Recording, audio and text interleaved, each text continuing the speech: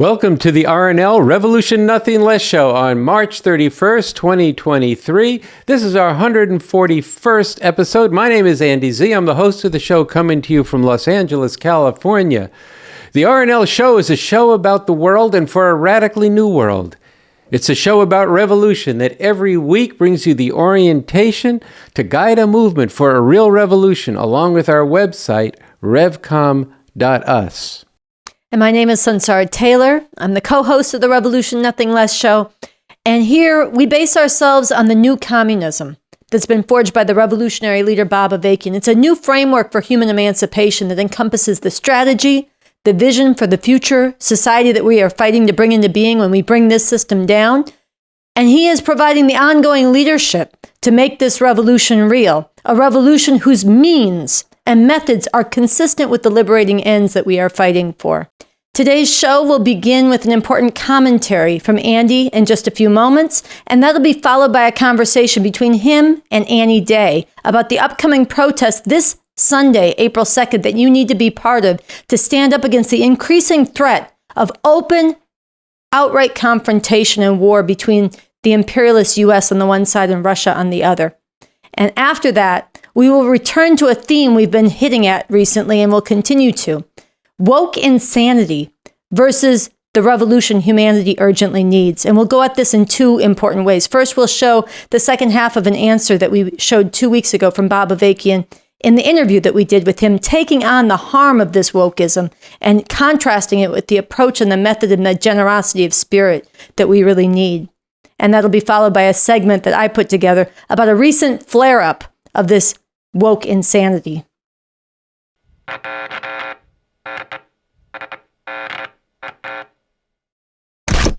We begin today's RNL Revolution Nothing Less show with this. Watch.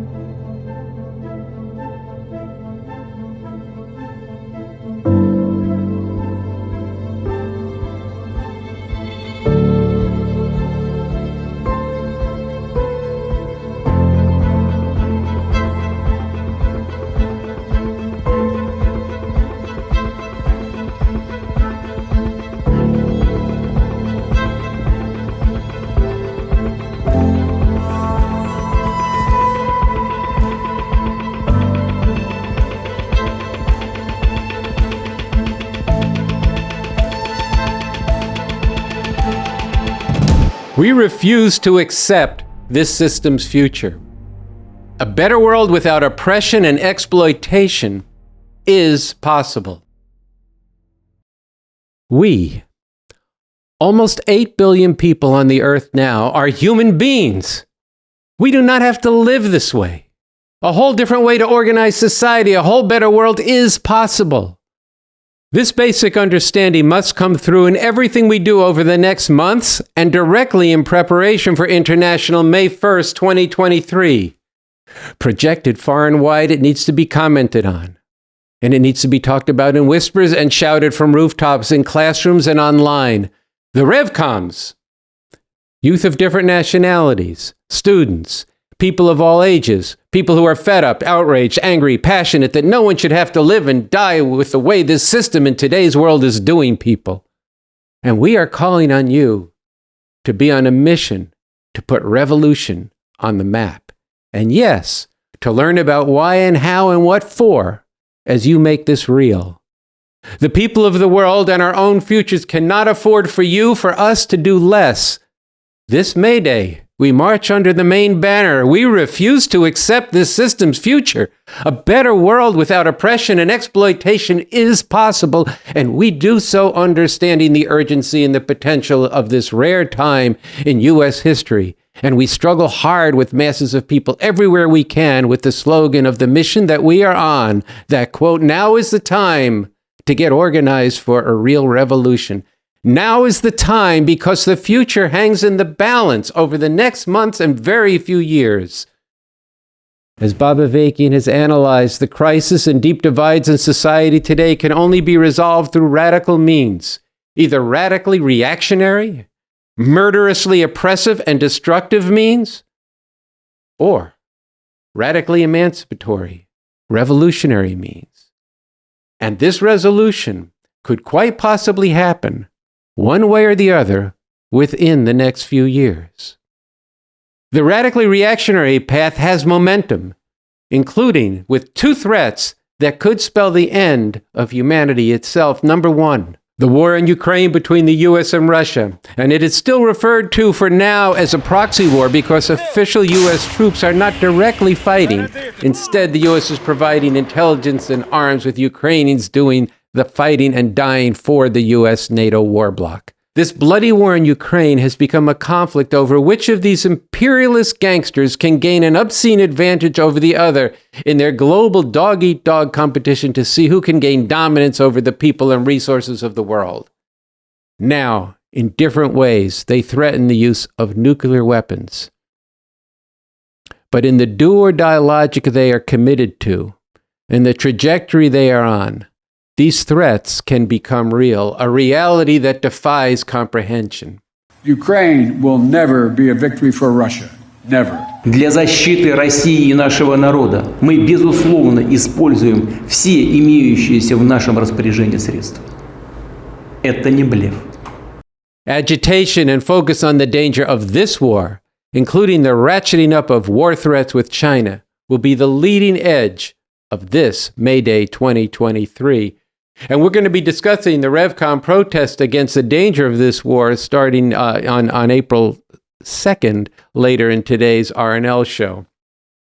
Number two, while the danger of war is the main focus of this May Day, there are existential stakes as well in the destruction of the climate, which is closing in on a tipping point, where the possibility of reversing the damage already done could become impossible.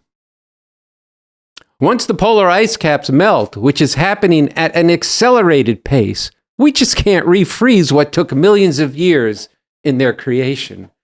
And 2 weeks ago, President Joe Mr. Climate Biden green-lighted drilling in the pristine wild Arctic of Alaska for more oil. Joe Biden has given the go-ahead for a controversial oil drilling scheme in Alaska inside the Arctic Circle. Environmentalists say it's a carbon bomb, sending a message to the world that this country, which has done more damage to the environment than any other country, is saying fuck you to the planet and to its people. But May Day is not just these two existential situations that cries out for radical, which means pulling up the roots change, pulling up the roots, and bringing a new liberating state power into being. And not a day goes by where someone, no, the real number is actually 3 people every day, are shot down, beaten down, or suffocated like dogs by the police, mostly black and brown youth, disproportionately so. Women who have had their fundamental right to control their lives, their bodies, and are suffering tremendously as their fundamental right to abortion has been stripped away and continues to be even more so under assault, with hundreds of new draconian laws on the dockets. And these same Christian fascist forces are aiming at LGBTQ people in a vicious political offensive with hundreds of more repressive laws. And this motherfucking system, 30 migrants from at least 6 Latin American countries that the U.S. has savaged, burned alive in a detention center just across the border from El Paso, Texas, as a result of the Democratic Biden administration illegally denying thousands of people asylum. Anguished screams of desperation from a woman searching for her husband after a fire tore through a government-run migrant holding center in Ciudad Juarez, Mexico. You can see the flames in the corner of the screen of this surveillance video obtained by Telemundo as the room begins to fill with smoke. Tonight, at least 39 people are dead, leaving them in unsafe conditions on both sides of the border. Look, all of this, and much worse, is real. And this is not a fucking video game that trains you, our youth, to be callous, indifferent, and vicious. The reality is that the intensified oppression and increasing society-wide shocking, dislocating jolts are shaking people deep down in their core. And people do care about each and all of this. As Bob Avakian says in the interviews he did with Sunsara and myself on the RNL show, he sees that caring, even when the hardest youth push their babies, their kids, on the streets in their strollers. I see you out there pushing the little ones around. I see the pride that you have in the little ones. So don't tell me you don't care, because I know different and I know better. And there is a way, but we got to give people the way. And that means a tremendous amount of struggle. It's not just handing them away and they're going to take it. It's a tremendous amount of struggle. You know, and we have to also, especially in this rare time when revolution becomes more possible, we have to get right down on the ground with them and explain in terms they can understand, and then get in more into the complexities as we go along. But get to the basic thing that there is a way out of all this. And right now we have more opportunity than we've had in your lifetime or my lifetime to do this. And we can't afford to be wasting this time and this opportunity in bullshit. We got to get with this revolution so we can get all this shit off of our backs and make a future for the next little kids you're pushing along that's worth living for, so they don't have to go through what you are going through now. And students, too, with their noses stuck in their cell phones and selfies and careers on their minds, they care, too. Many of them care very deeply. People care.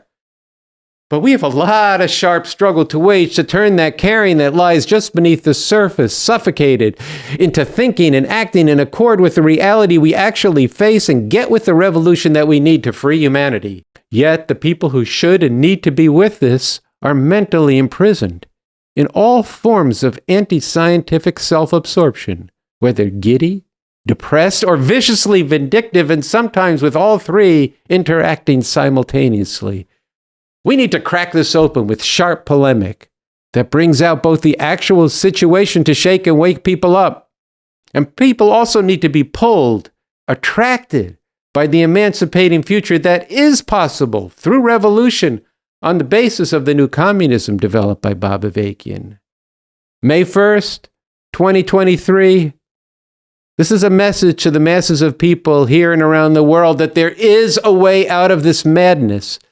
People need to learn through the work before and on May Day and after that they have a leader, Bob Avakian, B.A., who has developed an actual strategy for making a real revolution in this time and in this place.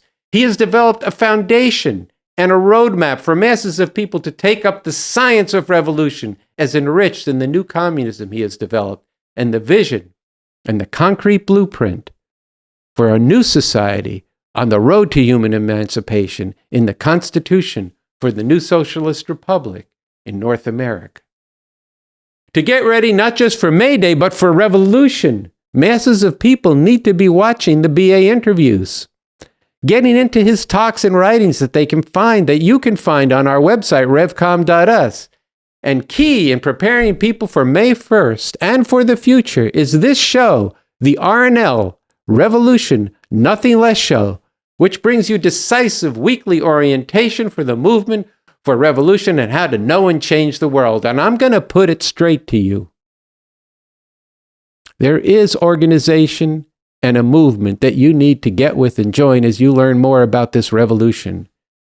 Get with the revolution clubs.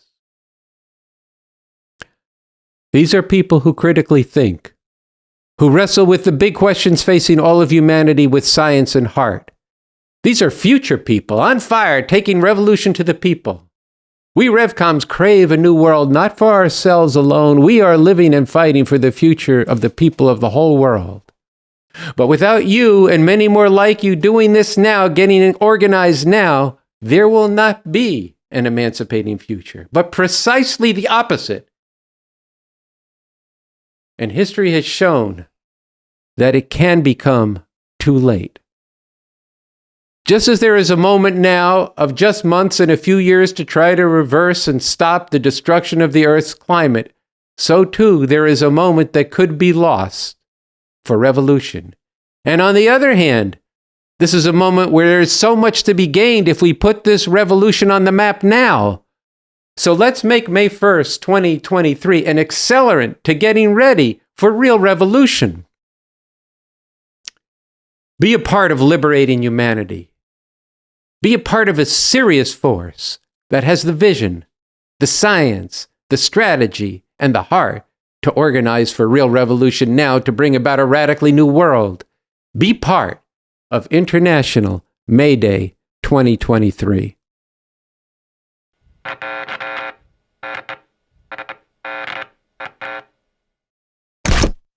National protest, Sunday, April 2nd. No U.S.-NATO war with Russia. Stop U.S. threats against China. No World War III.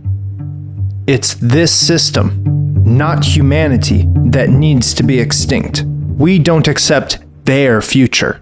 It's time to get organized for a real revolution. The Russian invasion of Ukraine a year ago was a criminal act. But in response, the far greater criminal empire, the US, seized on this to wage a proxy war with Russia. The Russians are going, hey, the US is fighting a proxy war against us. I think the answer is yes, we are. The US has been massively arming Ukraine and providing intelligence and military advisors. At the Pentagon today, spokesman John Kirby confirmed the U.S. is providing intelligence to the Ukrainians. The U.S. explicitly has helped Ukraine kill Russians. The U.S. has now started training the Ukrainian military. The U.S. is using this war to maintain and expand their global domination up against another imperialist power. And they are cynically using Ukrainian people as cannon fodder to do so. We want to see Russia weakened. At the same time, the U.S. is ramping up threats against China, which the U.S. has called a strategic rival. China is a serious, probably the most serious, geostrategic adversary the United States is facing. The rulers of the U.S. say they're doing this to defend freedom or to help Ukraine. Bullshit. What the U.S. is fighting for is not freedom, but control over a global system in which billions of people, especially in the global south, are brutally exploited. To enforce this, the US has invaded, destroyed, and dominated more countries than any other empire in history, torturing, bombing, raping, and slaughtering millions of people whose humanity counts just as much as yours does. And now they're all of a sudden interested in supporting freedom? Don't believe their lies. Their goal is to stay top G, the gangster at the top of a worldwide system of exploitation and oppression.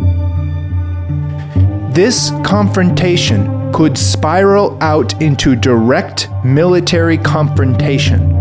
All-out World War III that could lead to nuclear war and the extinction of humanity. The president warning the risk of nuclear Armageddon has not been this high since the Cuban Missile Crisis. Risk of nuclear Armageddon. Armageddon of nuclear war. Nuclear Armageddon. The urgent truth from the revolutionary leader Bob Avakian is: we can no longer afford to allow these imperialists to dominate the world and to determine the destiny of humanity. They need to be overthrown as quickly as possible. As part of building up the forces to make this revolution, people need to wake up and stand up now. The dangerous dynamics in the world are being set by these rival and contending imperialists. We need to change this by standing up for the interests of humanity. No US-NATO war with Russia. Stop US threats against China. No World War III. It's this system, not humanity, that needs to become extinct. We don't accept their future. It's time to get organized for a real revolution. Don't stand aside. Join with others in protest. Sunday, April 2nd.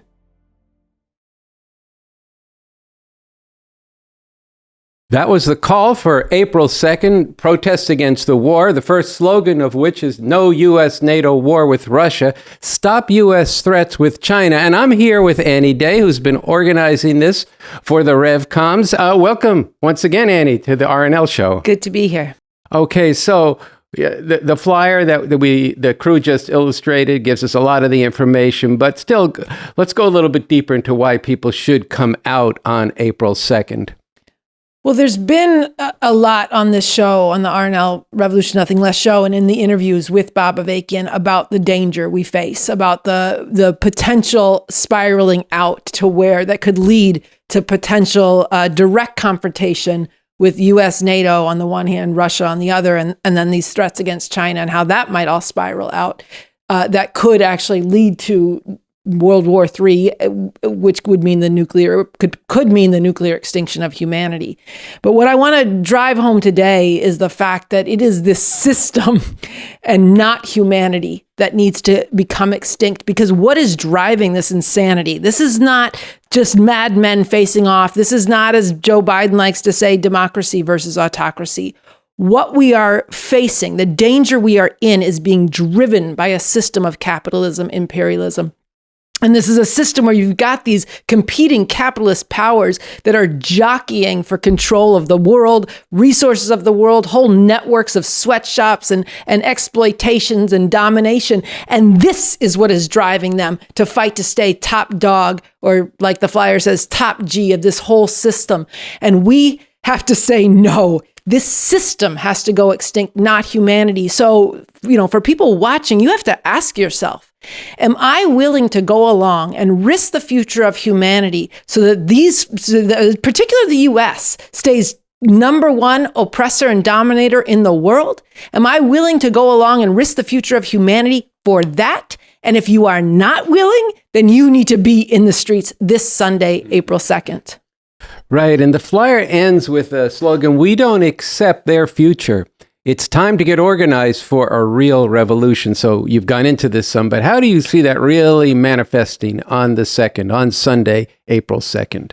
Well, part of what this Sunday is aiming to do is to raise people's sights to the fact that you don't have to choose between oppressors. We don't have to line up, and especially in this country, we have a special responsibility to not line up behind this oppressive power, which is after all, the number one oppressor in the world.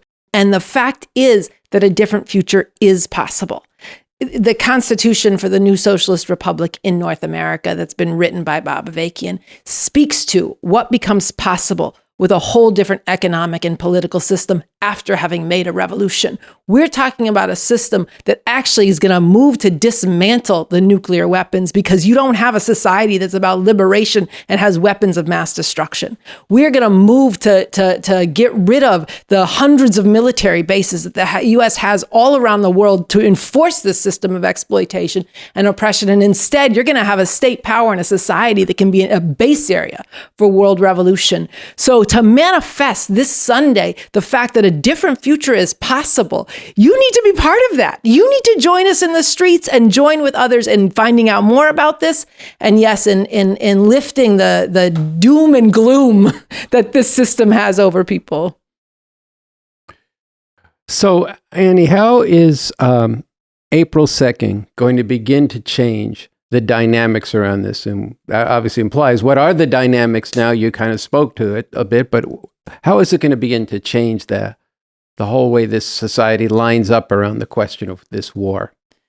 Right. Well, part of the extreme danger we're in is that the dynamics that are setting the terms in the world right now are between these rival contending imperialists. And you have a situation where the different powers feel an existential stakes involved in actually, bound up with their whole system, and particularly the U.S. staying number one oppressor up against Russia, who said, a nuclear power does not lose a war in which our existential stakes reside.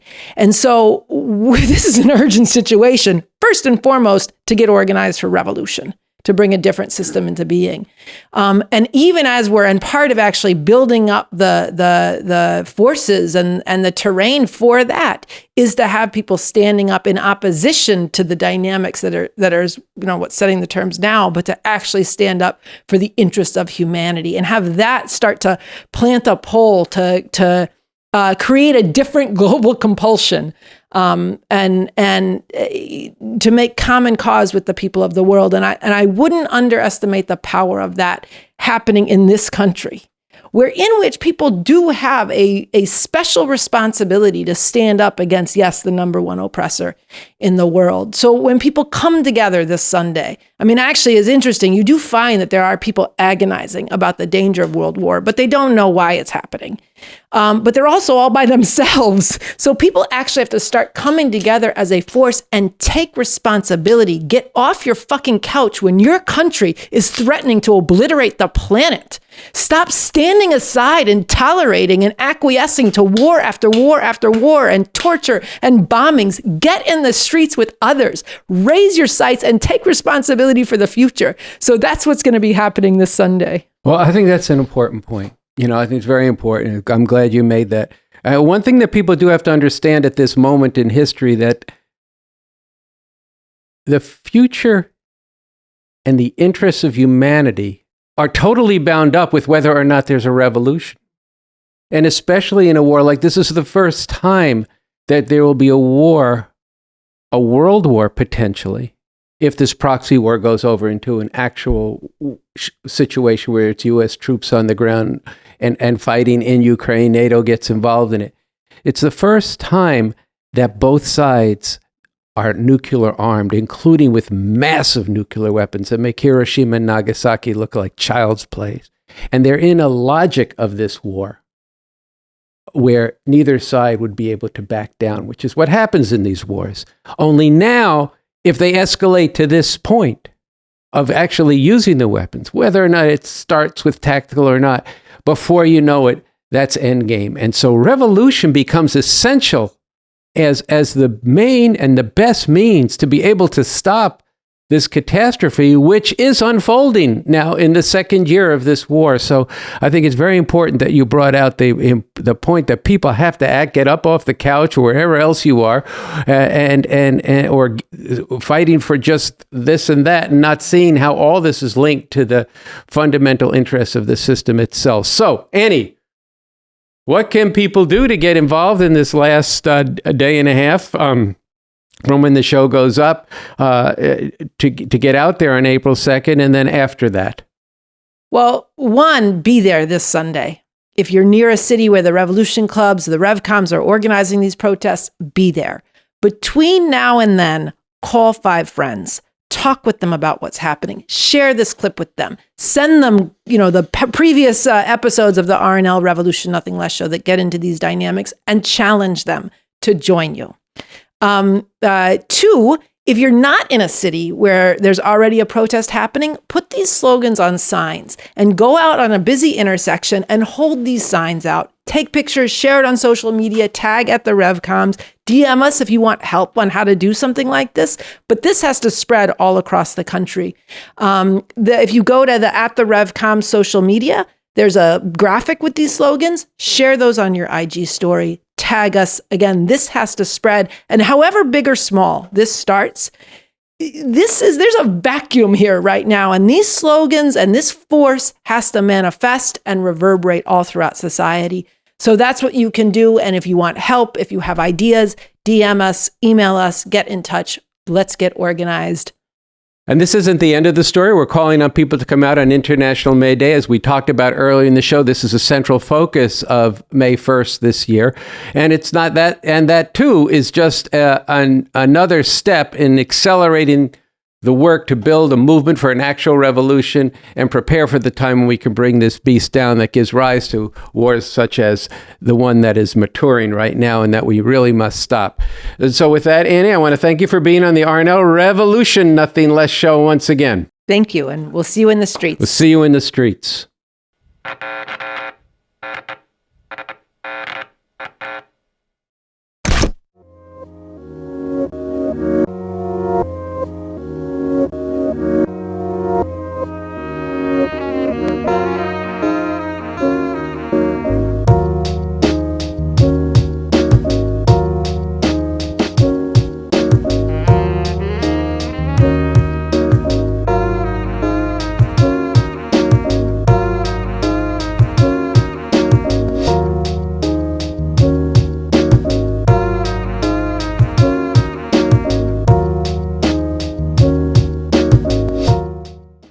weeks ago, we launched a new series here on the Revolution Nothing Less show called Woke Insanity versus the Revolution Humanity Needs. And we began this by sharing with you the first half of an answer that Bob Avakian gave during an interview that Andy and I did with him last fall. We asked him about the harm that this woke lunacy is doing. And in that answer that we played, he got into how there is only one objective reality, but this woke insanity denies this. And he went into this very deeply, one objective reality that all of us live in. We are not going to play that part again, but we're going to overlap with some of the answer that we played from him last time, and it's going to go forward from there to the end. So it's a substantive answer. He goes at this from many deep angles, philosophically, epistemologically, politically, and along the way he shares some wonderful stories that illustrate what the significance of this and how we should go at things. So we're going to play that. After that, I'll come back and I'll have a few things to say about a recent flare-up of this woke insanity and the erasure of women. So let's watch BA. But this identity politics wokeness says there's different reality for different identities and different people. You know, and you hear it all the time. Your truth, our truth. You know, there's not different truths. Truth, let's get this clear. Truth simply means an accurate reflection of reality. It means that what's being said about something corresponds to the actual reality. Like I just said, it's true that the earth is round, not flat. Okay, that's a truth. There's not different truths for different identities. So right away, epistemologically, in terms of its anti-scientific approach, this identity politics wokeness is wrong, and it's bound to do harm, because when you're not only unscientific but you're anti-scientific, when you hear some of these wokesters will even say things like, "Oh, objective reality, that's a white male supremacist construct. There is no objective reality." That is obviously harmful, because if you don't even know that there's objective reality, or you deny that there's objective reality, then how can you actually understand objective reality and go about changing it in the way it needs to be changed? You can't. You're only going to be misled. And this does a great deal of harm just on that level. And it confuses a lot of people, And then there's the whole thing that flows out of that. Why? What goes along with denying objective reality and saying that there's not truth, but just different truths for different identities? I mean, yes, look, let's examine it. For people who are oppressed, but by the way, I use the word oppressed deliberately, not marginalized, because let's examine these terms. Things are understood best in terms of their opposites. Mm-hmm. Understand up by what's down, right? Understand cold by what's hot, so on and so forth. What's the opposite of marginalized? It means being not marginalized. It means being in the mainstream. It means being included in the society as it is. If you're talking about marginalization, then that's the logical remedy, quote unquote. But if you're talking about oppression, it's not just our narrative versus their narrative. It's actual oppression, people being held down, forcibly held down, being violently suppressed. That's oppression. It means pushing down on people, keeping them down. If you're oppressed, the answer to it is to end the oppression. And then you go looking for what's the source of the oppression, what is it rooted in, and how do we uproot it? Because if you want to uproot something, you have to know what it's rooted in. And it's rooted in this system, all these different forms of oppression. So marginalized, right there, you see something's wrong. Now, this does a lot of harm, because then if you say there's different realities for different people, and you say some people are marginalized, then those people who've been left out, who've been pushed to the margins or kept in the margins, it should be their turn now. The whole point, Lenin once said, anybody who makes a revolution with the outlook, you had your turn, now it's my chance to have a go. Anybody who does that does it with the outlook of the petty bourgeoisie, the middle class. And that is not an outlook that can lead a revolution. The middle class precisely in between. It's caught in between these two contending classes, the proletariat, the masses of oppressed people, and the oppressors, the ruling class. And so it wants to try to carve out a position for itself in between and try to hold off these two different opposing, fundamentally opposing forces. But it can't do it. And so its positions are always, ill-founded. They always are out of keeping with reality. But this is the way these people want to talk about it.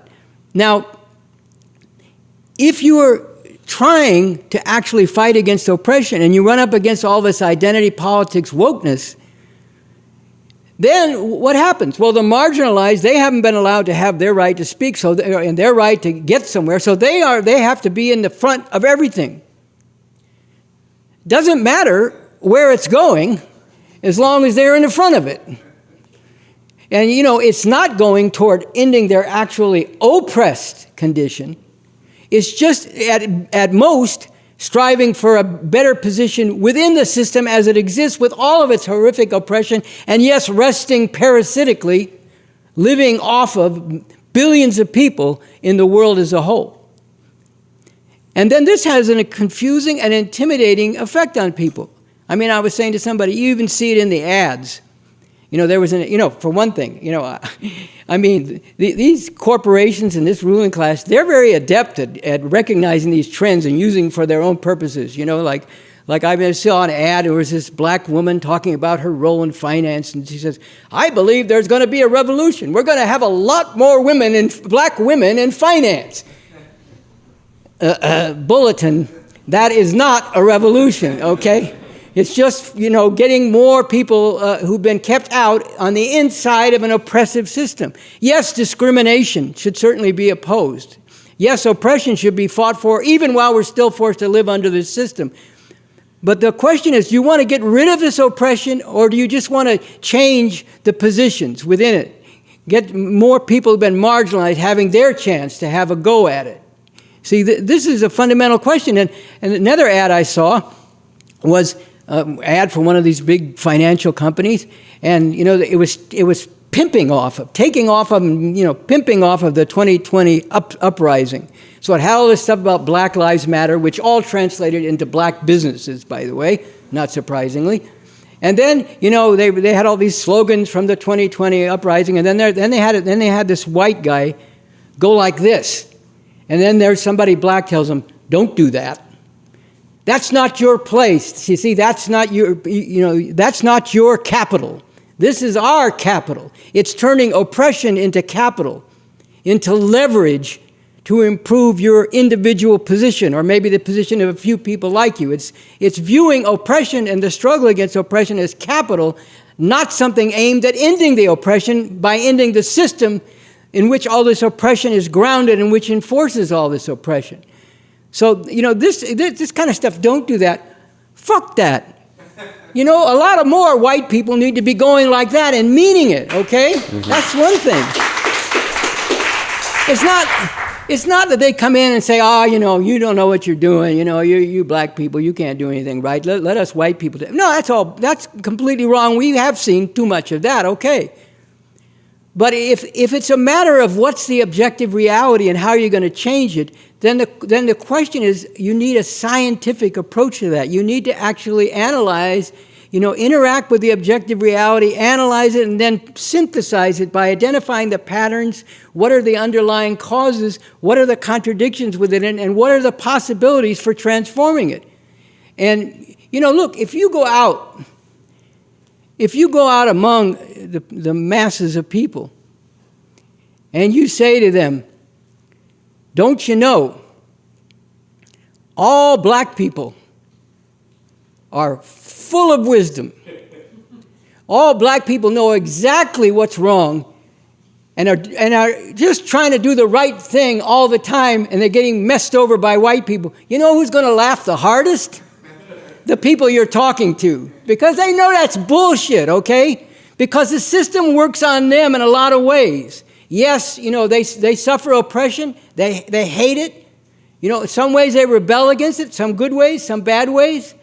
But on their own and by themselves, they don't know the answer to why this is happening to them. I've made this analogy before, but it's worth thinking about it again. You go to a doctor. If you're suffering and you need to go to a doctor, you go into the emergency room and you describe your symptoms. I can hardly breathe. I've got terrible pain in my chest. It feels like something's pushing down on my chest.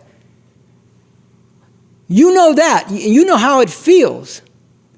But it takes some with medical science to tell you you may be having a heart attack. We need to run some tests to see if you're having a heart attack. In the meantime, we got to put you on this and that to prevent you from dying while we're trying to diagnose what's going on. You think about it. What if somebody raised a slogan, in medicine, follow the leadership of patients? I mean, no. Look, I'm not, look, I've talked about this before. In my own history, I did follow people who were black. I followed leaders of the Black Panther Party back in the mid and late 60s. I didn't follow them because they were black. I followed them because they knew something about what they were talking about, and they were putting themselves on the line to end the oppression of black people and to make a revolution the way we understood it. So I followed them for those reasons. But I never followed them blindly. When I didn't understand what they were saying or I didn't agree with it, I raised it. When I thought I had a difference, I raised my difference and we struggled it out. And that's something also, they were willing to do that too. They would struggle it out with you. I had many discussions with many members of the Black Panther Party. I mean, I can tell the story about when I first met Huey Newton and what that was like. But, I worked with Eldridge Cleaver. We had discussions and arguments all the time. I'll tell you a funny story about that. When Huey Newton was going up on trial, after he got in a shootout with Oakland police, one pig died, and Huey Newton was wounded, and he was on trial for his life. Was he going to go to the gas chamber? That was the question.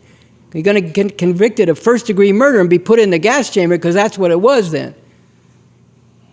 And so the demand was raised as part of coming out of the Panther program that Huey needed to be tried by a jury of his peers, which meant that there had to be black people, a lot of black people on the jury, that they couldn't exclude black people from the jury the way they were systematically doing. Yes, and liberal Bay Area.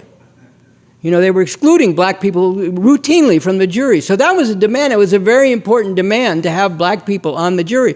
Not that black people won't convict other black people of crimes. They do all the time, by the way. But they might be more willing and able to understand what was involved here, what had gone down, how these pigs had moved on Huey, and so on and so forth. And so one day I was, on the phone with Eldridge, and I've said this before, Eldridge liked his ganja. So he was on the phone, we were talking, and I could tell he was a little bit high. And he says to me, well, we have this demand that Huey needs to be tried by a jury of his peers. And I said, yeah, it's important. He said, well, mainly we've been talking about how that means having black people on the jury. I said, yeah. He said, but what if we change that so that it meant that Huey should be tried by the great revolutionary generals in the world? Mao Zedong, Che Guevara, Ho Chi Minh. And I said, no, I don't think that's a very good idea. Because it would have done a real harm if the Panthers had started raising that demand. It would have undercut the whole thing. People would say, you're not serious. This is serious business and you're not serious. You're just fucking around here talking about this, that. That's never going to happen. But getting black people on the jury for real, that could happen and that could make a difference, which it did, by the way. So, when things like that came up, I raised it. I didn't say, put my fist down. Oh, who am I to say that I should disagree with that? After all, he's not only black, he's a leader of the Black Panther Party. Who am I to disagree? Well, there's objective reality. And there's a scientific approach, much as I understood it at the time, which was much more limited then. But still, you go for the truth. And you go for what's, going to actually lead in the direction of overcoming the oppression. Now, look, I got in arguments with them when they were right and I was wrong. Let's be clear, But I'm just making a point about what should your approach be. And this woke shit is really bad in terms of intimidating a lot of good people. A lot of people who want to be part of the fight against oppression and who want to contribute in many ways, including with their ideas about how to wage that fight. And yes, if people are arrogant coming from a superior position, that should be shot down, okay? But this idea that if you're not part of the particular group that's the focus of the oppression in a given situation, you have nothing to say about it is really harmful. It's not just wrong, it's really harmful, and it's intimidating a lot of people. And I say, don't be intimidated. Speak up. Speak up, in the right spirit. In the spirit we should all have, the orientation we all have is how are we going to actually win this fight? And in the larger sense, how are we going to actually get rid of all this oppression? Speak up. And if you're wrong, people will tell you and you can struggle it out. But people need to quit being confused, and more than that, they need to quit being intimidated out of actually, and that's why I say this is a bad joke. It's doing a lot of harm. I'll just tell one more story about this. I read in a report that someone said to us about the cancel culture that goes along with all this woke stuff. And I think, look, here's the important thing. The cancel culture is basically based on the notion that people can't change. So you go through someone's life, and if you can find one thing that they did badly, one thing they did wrong, even something really wrong, then that's it for them. They have to be canceled. So you go back, even to somebody's childhood, and sometimes to find something they did. Instead of looking at the whole arc of people's life and what's the main aspect of what their life has been about and what direction are they moving in? Are they moving in look, I look around and I see people who've done bad things. Well, all of us have done bad things, we want to be honest, but people who become committed, revolutionaries, veterans of the U.S. military in Vietnam who did horrific things but became revolutionaries. Now, here's the thing. If your outlook is that people can't change, then obviously nothing meaningful can change. Society can't change. The world can't change. If people can't change, if people don't change and can't change, then you can't make any real change.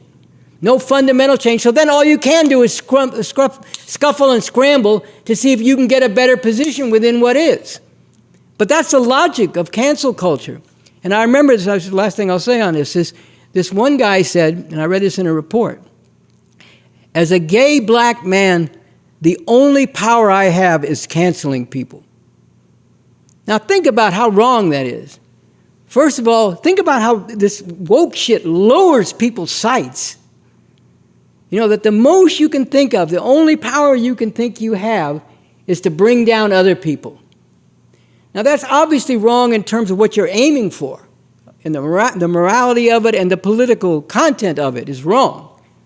But it's also wrong in terms of that is not the only power you have. As an individual, you don't have much power, but as part of a growing revolutionary movement,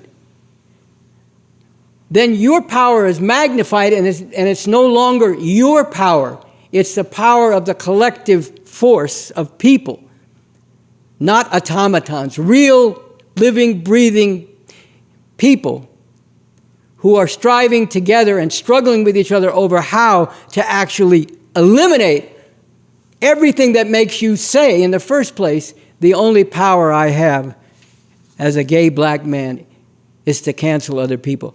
Let's cancel the whole system, and then let's emancipate people to have humanity on a whole other level. And that's the real power you have as part of that.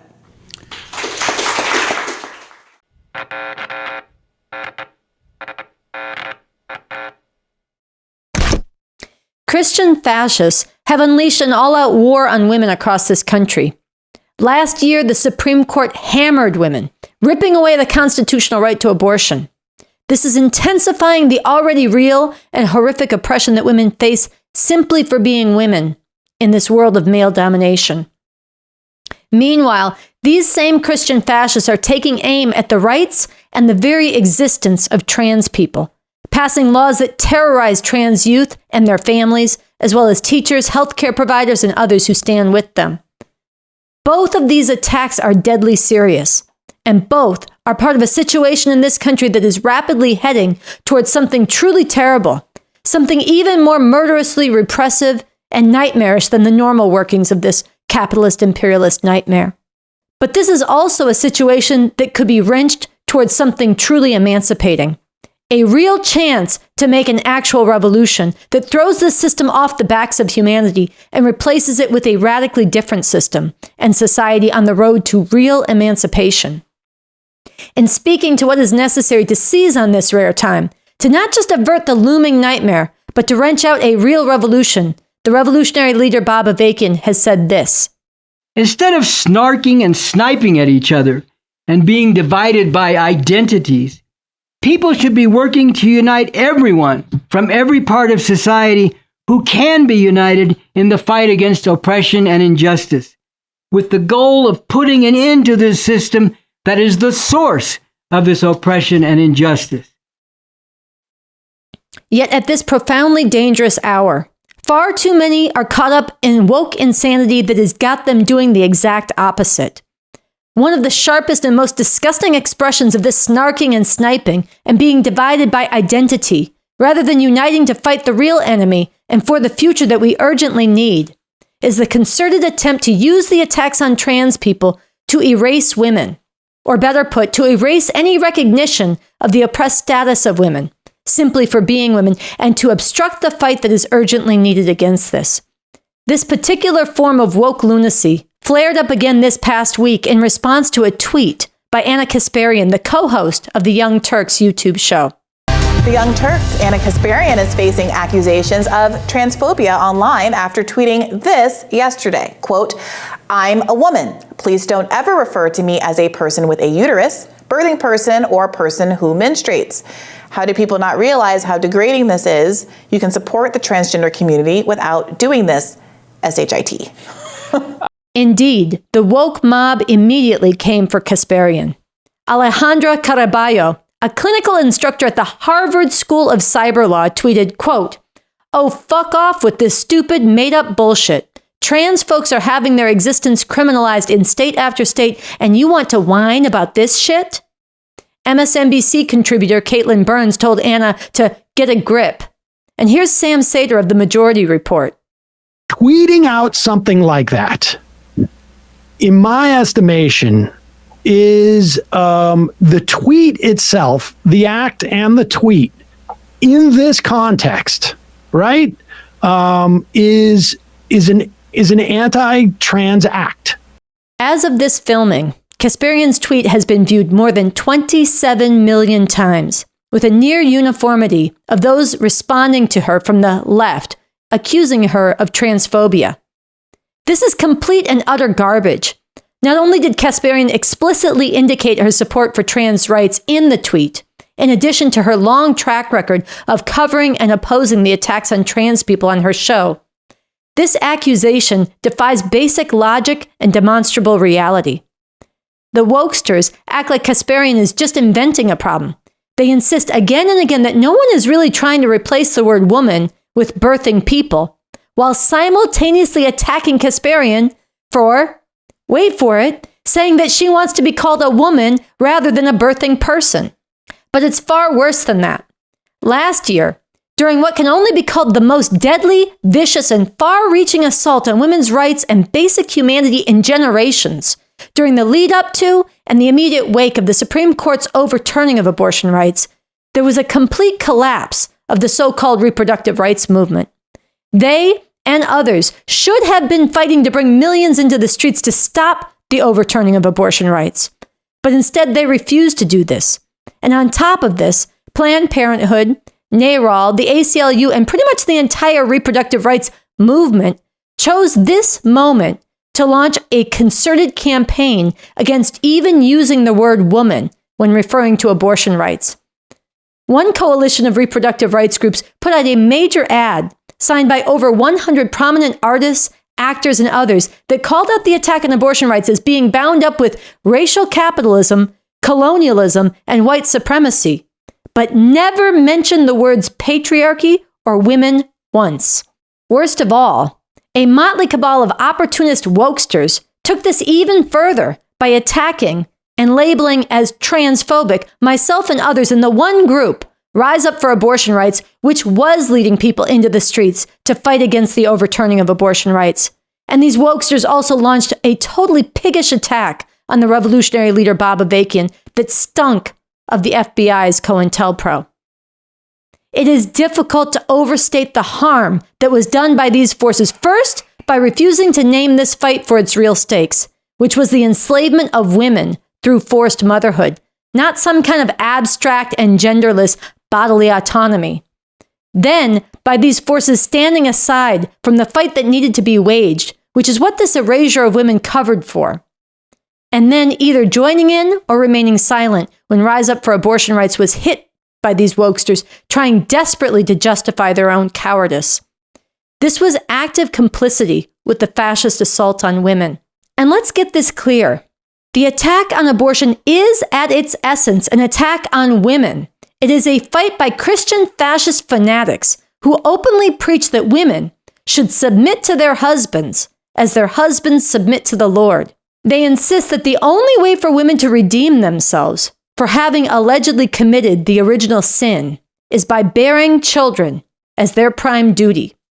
And these fascists now hold a majority position on the Supreme Court and significant branches of government. And they have millions of unthinking shock troops ready to fight for their future.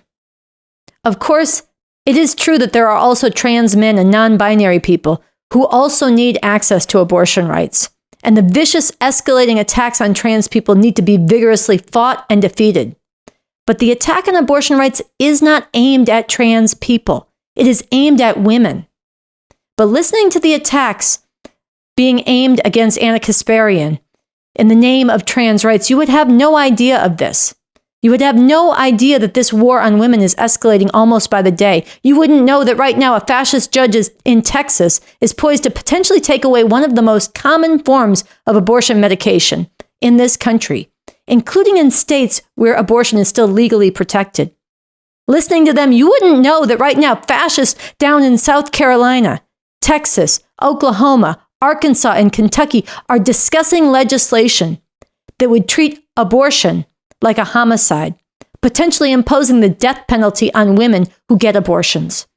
This needs to be named and it needs to be fought.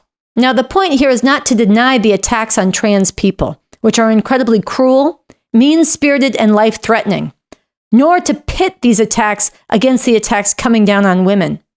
The point is that we need to confront what is really happening in this society and what it will really take to deal with it, which is to seize on this rare time when society is increasingly being ripped apart, to lift our sights to and fight for a real revolution.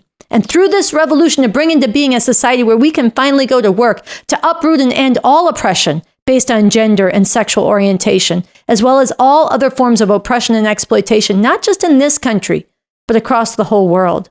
And as part of this revolution, as part of getting to the kind of society we would all want to live in, we need to stop with this tear down, revenge-filled cancel culture and unite very broadly with people from different perspectives to take on these attacks.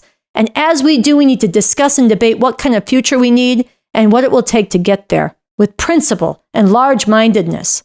So to close out this segment, let us return again to these words from Bob Avakian. Instead of snarking and sniping at each other and being divided by identities, people should be working to unite everyone from every part of society who can be united in the fight against oppression and injustice, with the goal of putting an end to this system that is the source of this oppression and injustice. All right, Sunsara, that brings us to the end of this 141st episode of the RNL Revolution Nothing Less show. That's right, Andy. And to everybody watching, we want to see you in the streets with us this Sunday, April 2nd, and definitely on Revolutionary Internationalist May 1st, 2023. With that, we'll be back next week. Yeah, so good night. We'll see you next week on Thursday night, our regular day, at 5 p.m. Pacific time, 7 p.m. Central time, and 8 p.m. Eastern time. So good night.